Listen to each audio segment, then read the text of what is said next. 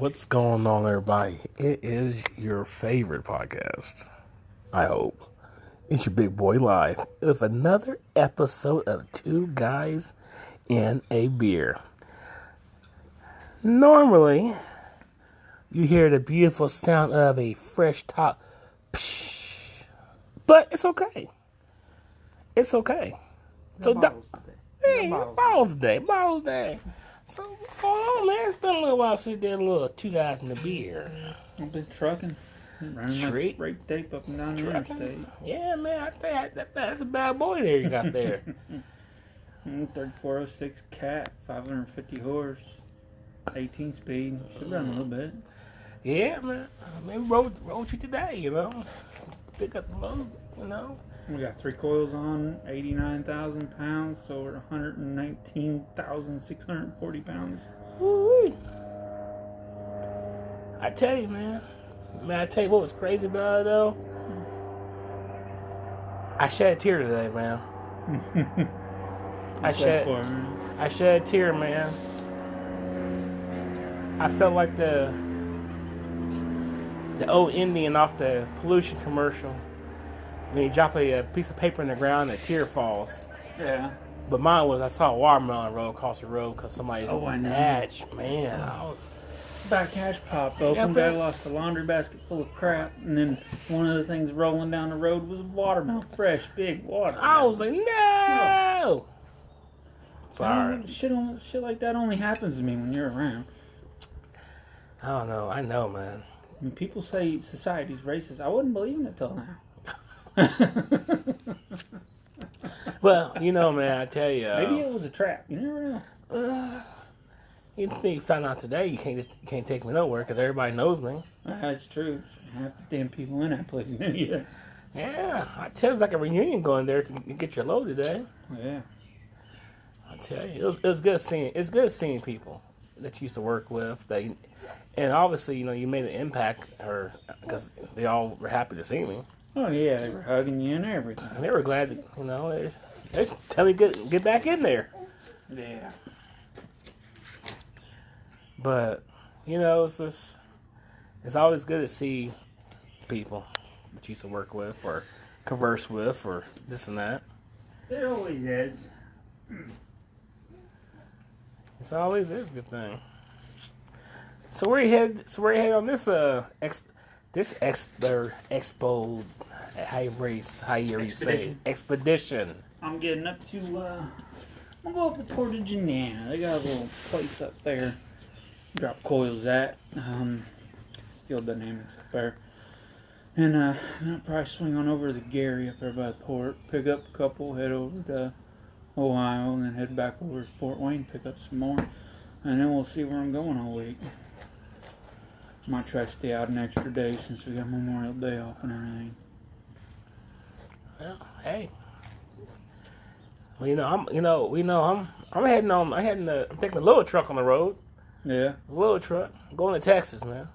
I heard, now don't get me wrong, I like big trucks. I like trucking big, but I heard that you get a 2500, 3500 Dodge or Ford, something diesel. You can pull them campers out of South Bend, Indiana, $250 a mile.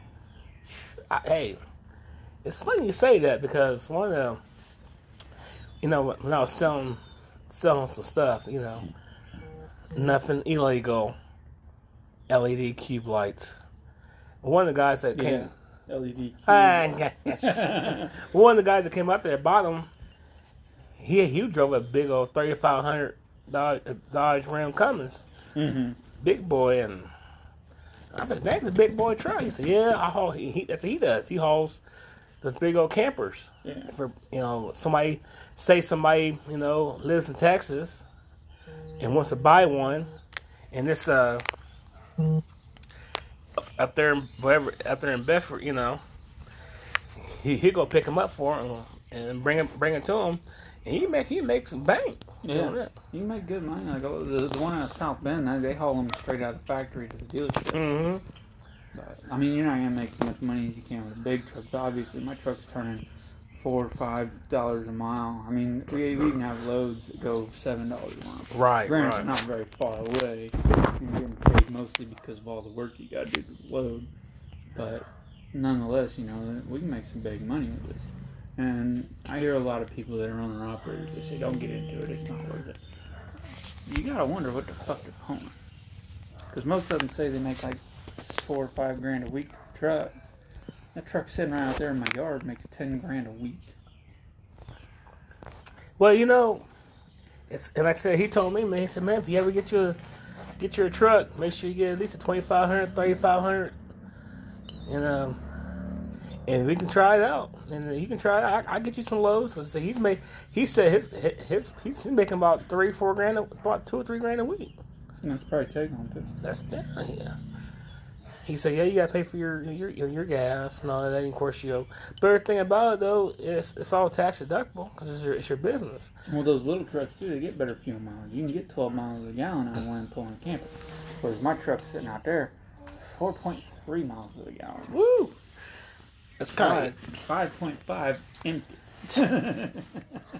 I tell you, that bad boy when it was empty though, it moved, it scooped. Yeah, she'll move. Not as bad as, you remember that purple one I drove with TTI? Mm-hmm. It was 650 horse. That thing, cars had trouble keeping up with it empty. That thing was mean. Straight trucking. Well, you know, man, I'm always doing something to try to make money here and there and stuff, and you get tired of working for the man, you know. Well, I'll get you video camera set, and we can go trucking with me for a week. You can put it on YouTube and show people the ropes of trucking. Hey, I ain't gonna let them see my logbook. That's incriminating evidence. Well, you know, it could be like one. It could be a series, you know, life on the road of a trucker. You know what I'm saying? And everybody, some people might want to know that kind of story, you know. Yeah, I mean, granted, my story's a little different than others because I still run paper logs. And I like money. So I sleep about 4.5 hours a night. Granted, that's all I need. That's all I sleep anyway. Right. So I'll sleep about 4.5 hours a night. With my buddy Chad, he works for a big company. They got around electronic logs. He's off for about 10, 12 hours a night. But he makes $1,000 a week less than I do. Mm-hmm. Well, you know, people. Coming soon, there will be a semi-truck, road truck podcast series where you're going to get a new podcast episode every single day. You're going to hear the chicken truck in the background, too, rumbling down the highway. Hey, you're going to hear it all. I mean, I'll tell you the ins and outs of the industry and you saw today how people don't care, no disregard. Mm-hmm. That truck takes forever to stop and they'll pull right out the front. And if you hit the brakes too hard, those coils break. They roll right over the truck. Well, you know, I was watching some videos online where people were just doing that. And people had these dash cams and stuff. And one semi-truck hit this one dude, and the dudes got pissed off. And at the end of the day, the semi-truck driver gave the dash cam footage to the insurance company, and the insurance company did not pay for the other car's claim because it deemed it was his fault. So I'm going to tell you guys a story. I was down in Atlanta. Everybody that's driven through Atlanta understands Atlanta. It's stop and go at rush hour for 3 hours on either side of 9 o'clock and 6 o'clock at night. And this lady changed lanes. I had a long-nosed Pete sitting on the floor with my shifter in the air, you know, like I do with that truck there. She changed lanes within a foot of my front bumper. I did not see her, period. Traffic started moving. I started moving. I had a light load on. I started shoving her down the road. I was changing gears. I got her to like 70 mile an hour before I heard a car honking in front of me. I just pushed her on down the road. I showed the dash camera to the cop. He wrote her an improper lane change and take me on my way. Dash cams will save your career if you drive a big truck. Like I was telling you earlier, this one guy on the one, because it's like a series on videos on YouTube, dash cam and stuff, and this dude had a dash cam, a small dash cam on one corner of the window, each side, in the middle, and then I think he had one on his mirrors. I think he said he had some on the mirrors. And he said, I mean, like I said, you got to do all that stuff to protect yourself, man, because it's... You got it, especially when you pull around the kind of weight that I do, because automatically it's your fault until you can prove otherwise. When I used to pull oversized and overweight, like oversized shit that hang off 12 feet off the side of the tray, it was very important that you had your T's crossed and your I's dotted, because they were out to get you. There's a reason you see brake lights on semi when they see you stay caught, no matter how fast they're going. They're out to hammer them, bud. Yeah, I mean, I understand trying to do things right on set that, but also too, you got a lot of people out there not doing things right. But been going to Michigan last week. Yeah, last week. Guess what I saw? What'd you see? I saw the new Bronco. Oh, Not the Sport. The Bronco. the 4-door. Yeah. It's not bad looking. Not bad It's looking. bad looking. They did not fuck up the body of this thing. What they fucked up is everything underneath of it. Yeah, it's not bad looking, but it just gets me. They want, like, for one that's fully loaded, with everything done to it, $65,000 for a 4-cylinder. Yeah. Well, the biggest motor you can get is the 2.7 V6. Yeah. You can't get that one in a manual. In order to get the manual, you got to get the 4-cylinder. They fucked this thing. They said they were competing with Jeep, and guess what? Jeep said, "You competing with us? Aye, motherfucker. 392. Bam, under the hood. What now?" I don't think, like anything, I don't think anyone can compete with Dodge right now No. as far as engine. Like that 392 Jeep, my buddy Fulmer out there in Seattle, he got one. Fucking loves it. He said he can't find enough road to open it up on. It's so fast. And off-road, he didn't have to put it in four-wheel drive till it gets really nasty. You know the thing about it, though? There's this place up there in Michigan. It's funny you say you talk about Michigan. This place there, I forgot what it's called, but they basically specialize in Jeeps and stuff like that. But you can literally go up there and take your Jeep up there, and they put a Hellcat engine in it, or a Hellfin engine in it. And a lot of times you can go to the dealership and say, "Yo, I want the Jeep Commander, or not Jeep, the Jeep Patriot, or I want a Hellcat engine in it, lift and everything." But they will get a hold of that company and they'll do it. Like Hennessy does. Yeah. Yeah. I forget what company it is for price. Yeah, the reason I know that is it's on Hey. it's on Cleves McFarland. But no, Fulmer, he bought that one 392. He got one of the first ones out, and he got it in army green. And he sent me pictures of it. It's fucking beautiful, and he loves it. He got called racist the other day. Again? He's half black. Him and his wife are both half black. He got called racist in Seattle, mind you. You gotta love this country right now. Oh my goodness, it's ridiculous. It's ridiculous. Oh, gotta love it though. Yeah.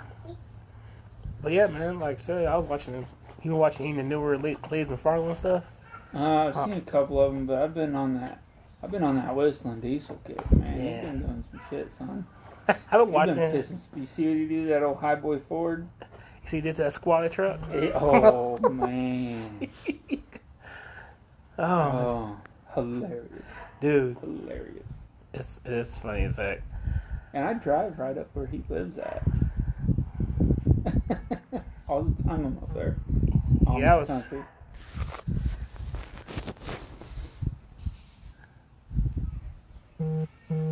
You're getting ready to go on a trip, aren't you? Yeah, going to Texas, man. When you coming back? I'll be back probably Friday, Saturday. So you're gonna do another one of these then? Well, we're gonna have to. Gotta go back to work next week. Yeah.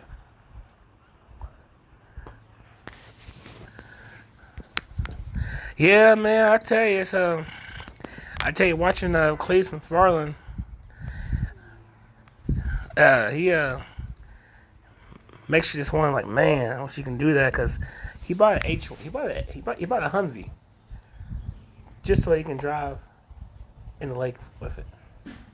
And Oh, I would do that. yeah, If we had the spare money lying around, I would do that in a heartbeat. yeah. if I didn't have a fucking Taurus to pay off, a truck to buy, a house to pay off, we would do that. Take a commercial break.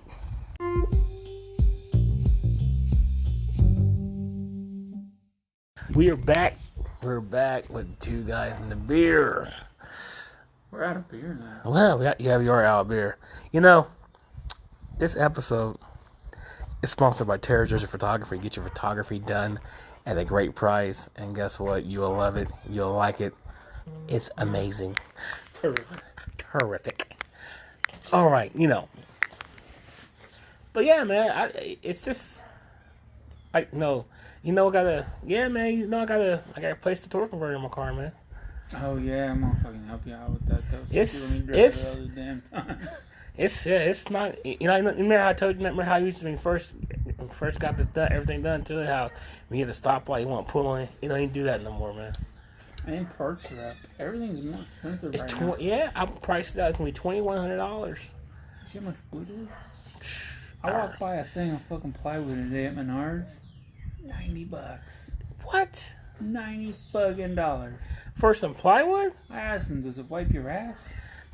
$90 fucking dollars for a piece of plywood. Fuck out of here. Dude, it's the price of stuff is just skyrocketing, and it's That's his fucking wife's car was a quarter tank this weekend. Filled it up. It was over $40. I filled the truck up today. It was like $40-something. I was at half a tank. What was it, last week or the weekend before I went down to do the army stuff? I filled your truck up, broke my heart. That's $60 fucking dollars. I tell you.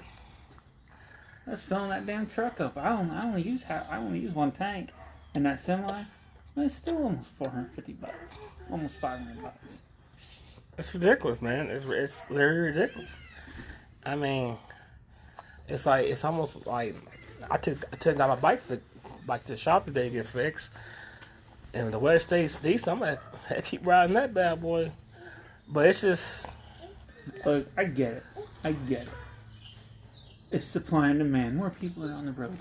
Okay, but, and you know what? Fuck it, I am. I'm taking a jab at Biden. The motherfucker cut the dick off the oil industry, and people are trying to say that it's supply and demand. Supply and demand is it goes up 50-75 cents, not a fucking $1.50.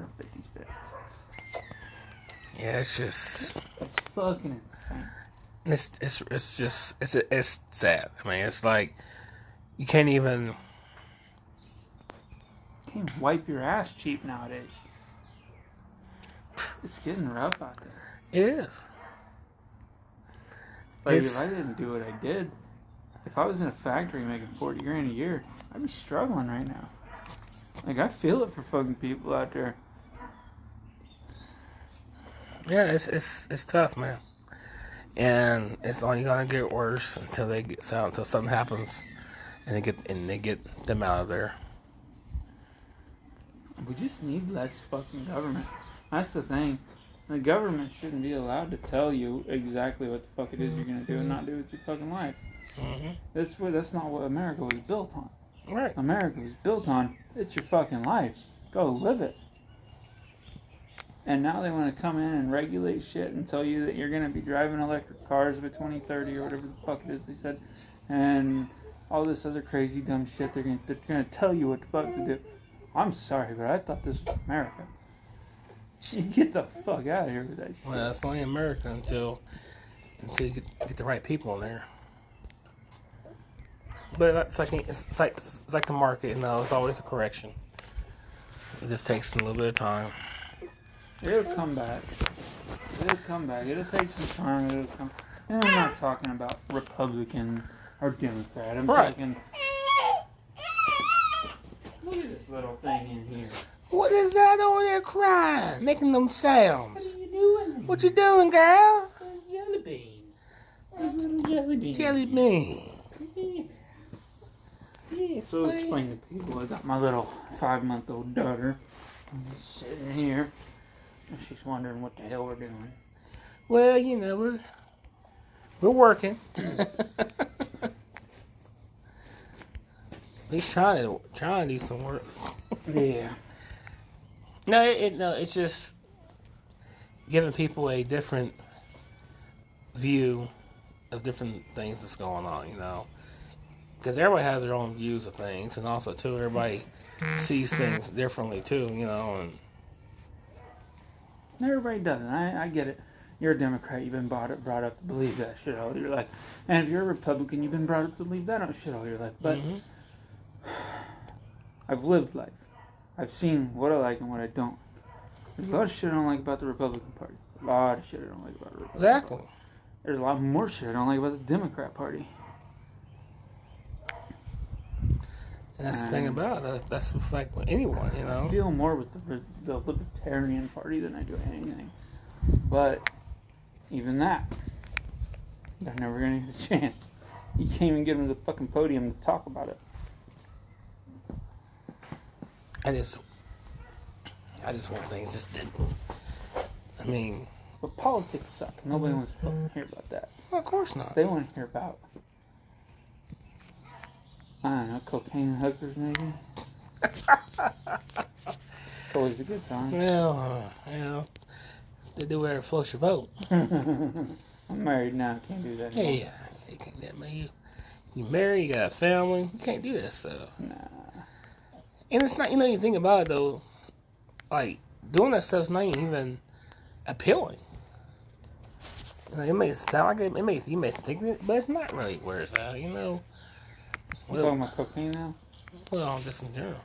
Drugs and shit like that. Nobody likes doing that. Ask Lauren if he wants this desk. You want a desk? I'm good. He said he's good.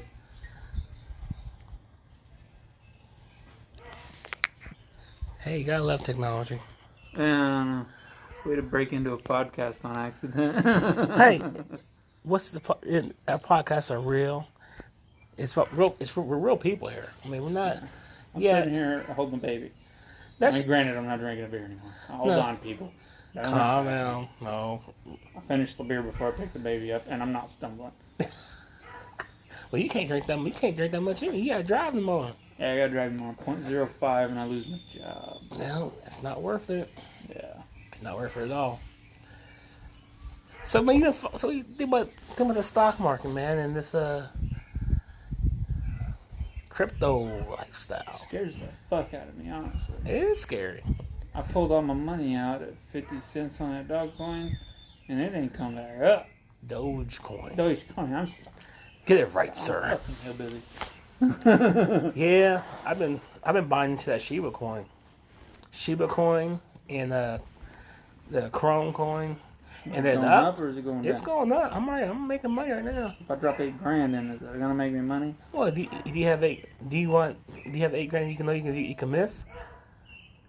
I can't put $2 in something without missing it. Bud. Exactly. Right now, that Shiba coin is like how Dogecoin started out. Yeah. Right? I bought like $80 worth, and I got like almost 8 million shares of it.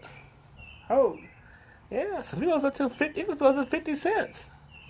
God, $4 million. No. They say, I don't see here. You got 8 million shares. If it goes up to 50 cents a share, that's $4 million. Well, I hope so. Shoot. Math was my strong suit in school. Shit. Boy, if that thing goes to $1, I'm gonna call this. Hey man, what you doing?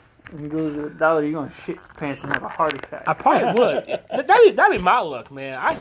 That'd be my luck. I win the lottery, or I do something like that. 100 million? Huh? Yeah. Dang, that's just. The thing about it though is, I was thinking about it today. Like, you see people that are lucky and they win lotteries and all that stuff, and then you wonder why, like, some people you don't win lottery when coming, because it's like fate shows out that if you can't manage $1,000, how can you manage $10,000? If you can't manage, you can't. Like if you see somebody winning the lottery, you can't dwell on that shit. And I see people like that. Like, I know people that are multi-millionaires. Yeah, You've met them before. and they're unhappy. Well, these guys are happy. Well, of course, some of them, But they're not assholes. No. They're like the people you meet, and they're like rich, and you're like, all right, I get it. Mm-hmm. They're nice people and they're smart. But you can't be mad at somebody else because you don't want to put in the work that they did. Exactly. He put in the fucking work. You met him, yeah. John. Yeah. Yeah. I'm not gonna say his name, but you met him. Like, he put in the work, and now he makes more than basketball players. Yeah. That's the thing about it. You got to put that work in. People get mad about when you don't put that work in. They feel like everything should be handed to them or it should be easy. It's not going to be easy, man. Making a life for yourself, it takes discipline. It takes. Look at me. I'm trying to get rich. I'm trying to buy a fucking semi so I can make money to buy 2 more semis. So hopefully I don't have to be out over the road. Mm-hmm. But it's going to mean the next 2 years being away from my family Monday to Friday. This little one right here, she's going to start crawling. I'm going to be on the road. Mm-hmm. She's going to start talking. I'm going to be on the road. She's going to start walking. I'm going to be on the road. All in hopes that when she starts school, I'll be at home. Mm-hmm. And I mean, look at my last daughter. My last daughter, I was in another country. I was over in Afghanistan when she started some of her shit. I was in Kuwait for the other shit. And then off in training in God knows what fucking land, Right. I was all over the damn world. And that's why I'm in a non-deployable unit anymore. I don't want to be in another country and my family back home, carrying on life, and I'm in another country getting shot at or somebody trying to stab me or blow me up, something like that. Sometimes you got sometimes people want to sacrifice to make for a better future, and they're satisfied with what they got going on now. And I'm not, and don't look at me like that. I'm not saying I'm satisfied with what I'm doing now. It's just that I'm getting my ducks in order to make the change. That's why I'm trying to talk you into getting out here with me. Let's do this together. But I can't do it right now. I gotta get some ducks in order first before I can Like make I it. said, you get your ducks in order. And we'll talk about this off the podcast. You get your ducks in order, we can get some shit started. I know where to get started. So once I get my ducks in order, I need to get taken care of. Then it opens up a lot of stuff. That trailer out there might be for sale, $50,000 here real soon. They going for that much for those trailers? That trailer brand new is $90,000. Shoo, sheesh. 3 axles set up to pull $120,000. Yeah, that's an expensive trailer. And it's got all the chicken lights and chrome. Because you can't be out there without chicken lights and chrome. 50% of trucking's looking cool, bud. That is true. I've seen some good looking trucks. That's half a trucking, right? You can't look cool in a Volvo. Well, yeah, it's true. That Volvo's kind of ugly.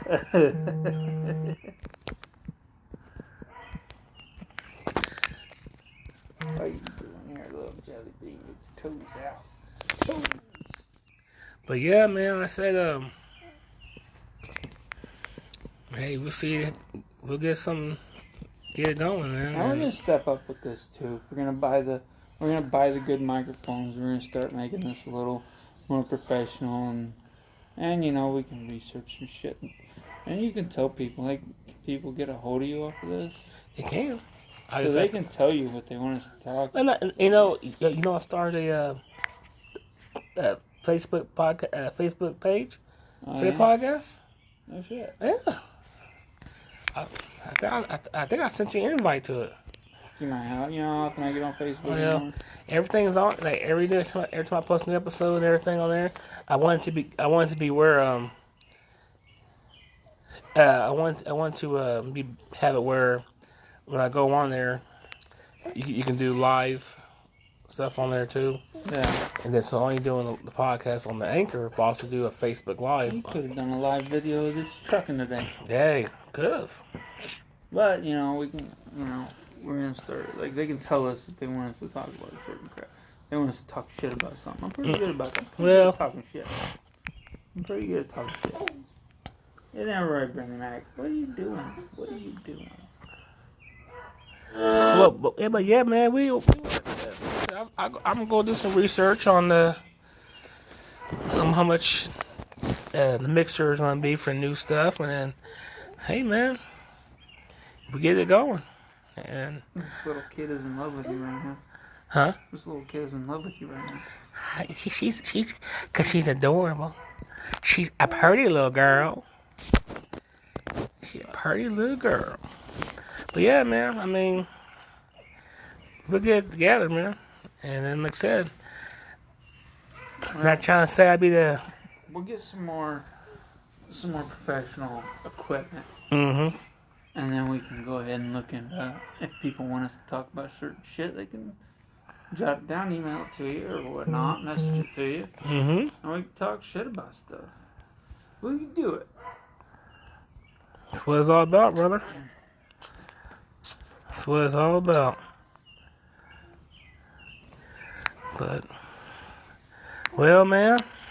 It's been good, man. We'll do it next weekend. You Yeah. get back up here.